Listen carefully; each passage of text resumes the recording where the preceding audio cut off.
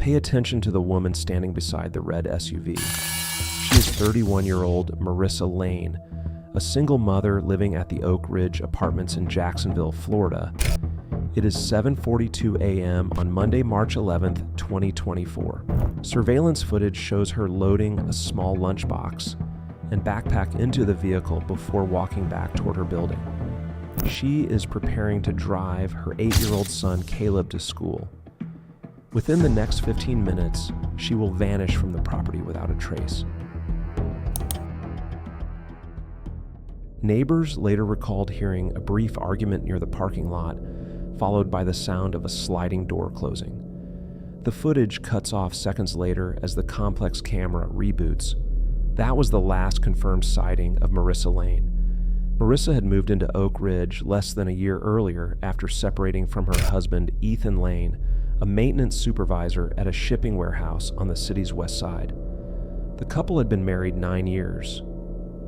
Friends say the marriage began unraveling during the pandemic when Ethan's hours were reduced and his drinking increased. Court records show their divorce became final in December 2023, and the custody arrangement granted Marissa primary care of their son. Ethan was permitted alternating weekends. At first, the arrangement worked, but in mid-February, Ethan stopped paying his share of child support, claiming financial hardship.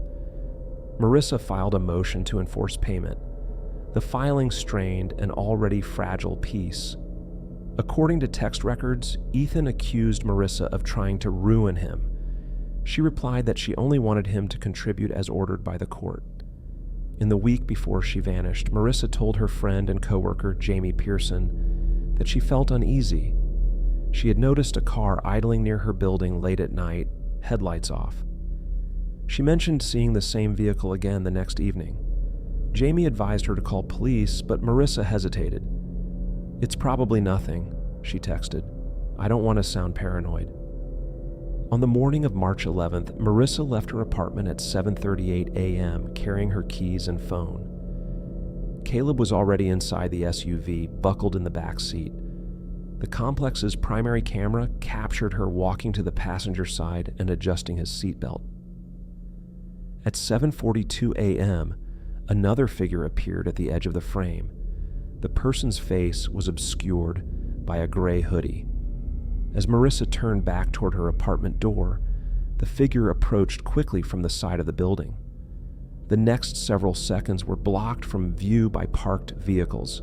When the camera feed returned at 7:43 a.m., the red SUV was still there, engine idling, passenger door open. Caleb was crying inside. His mother was gone. Police arrived at 8:06 a.m. after a neighbor called 911 to report a child alone in a running vehicle. Officers secured the area, contacted building management, and immediately began a door-to-door canvass. Detectives reviewed footage from surrounding businesses. A nearby convenience store's camera showed a white panel van exiting the apartment complex at 7:46 a.m. The image quality was poor, but investigators noted a dent on the right rear panel.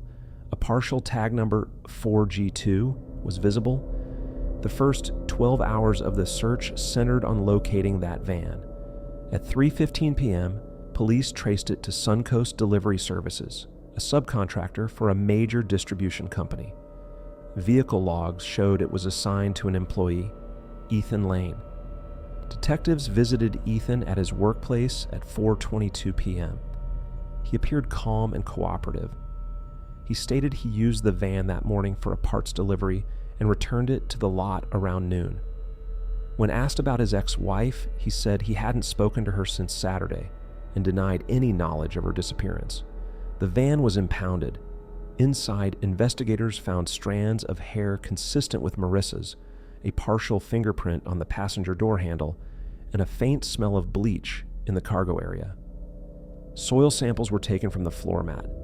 By March 12th, the case shifted from a missing person to a probable abduction. K-9 units searched the wooded area bordering the Arlington Expressway, where Marissa's phone had last pinged. The dogs followed a faint trail to a marsh behind an auto repair shop where they located a broken charm bracelet that matched one Marissa wore daily. At 11:40 p.m., detectives obtained a warrant for Ethan's phone data. The analysis revealed deleted searches from the week prior.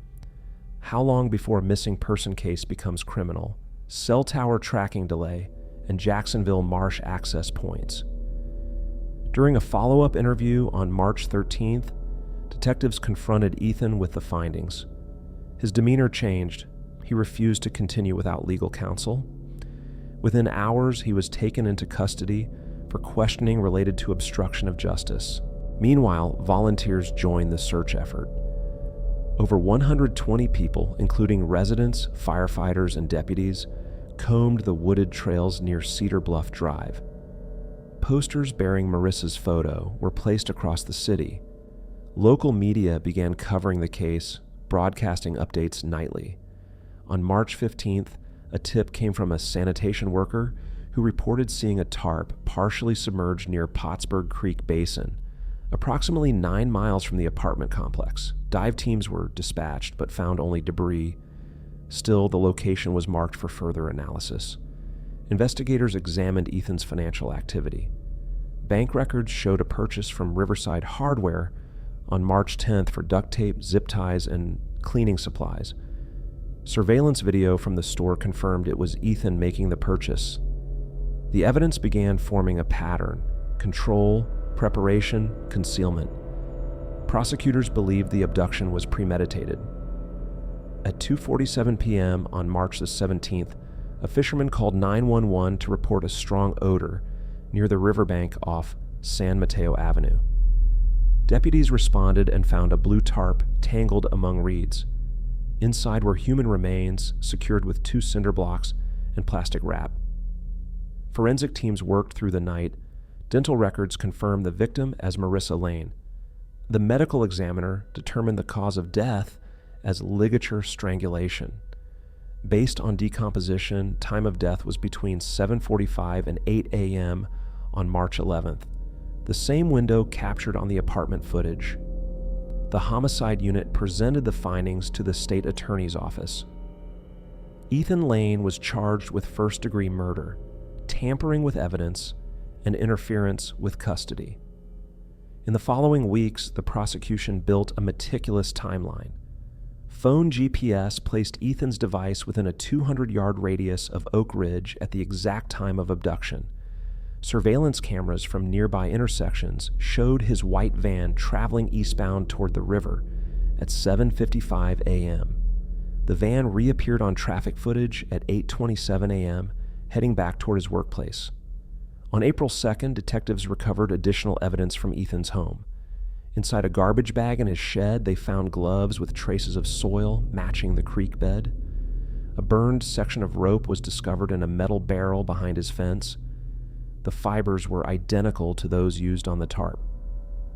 Ethan's defense attorney initially claimed the killing was unintentional, the result of an argument that escalated. But prosecutors pointed to the internet searches, the hardware purchases, and the concealed disposal site as proof of intent. The case drew local and national coverage. Domestic violence prevention groups held vigils outside the courthouse. Marissa's co-workers organized a scholarship fund for Caleb, who was placed under the guardianship of his aunt, Rachel Pierce.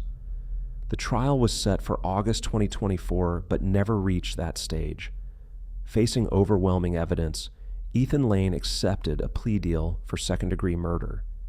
He was sentenced to life in prison with the possibility of parole after 25 years. During sentencing, Rachel read a short statement. "My sister did everything right. She left. She built a new home.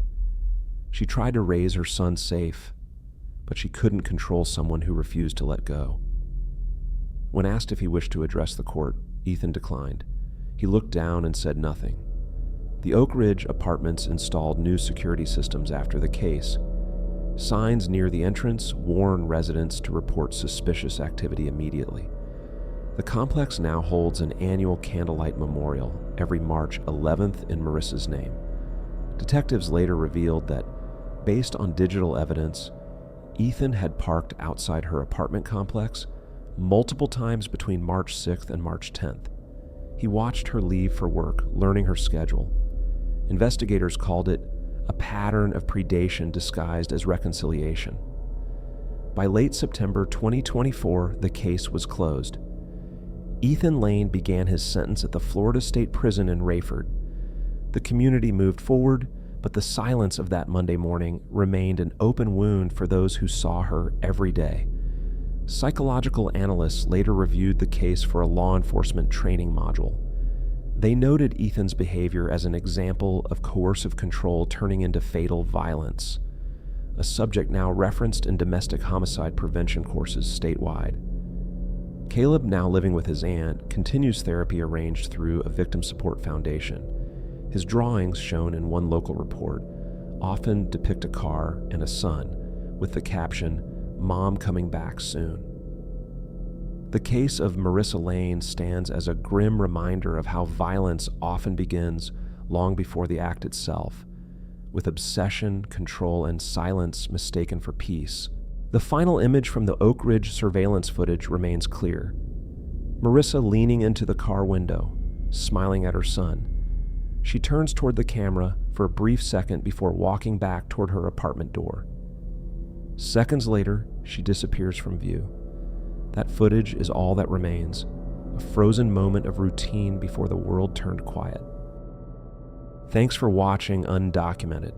Every case told here is fiction, but crimes like these have happened in real life. The message is real. Stay aware. Be careful. Subscribe and hit the like button for more undocumented crimes like this.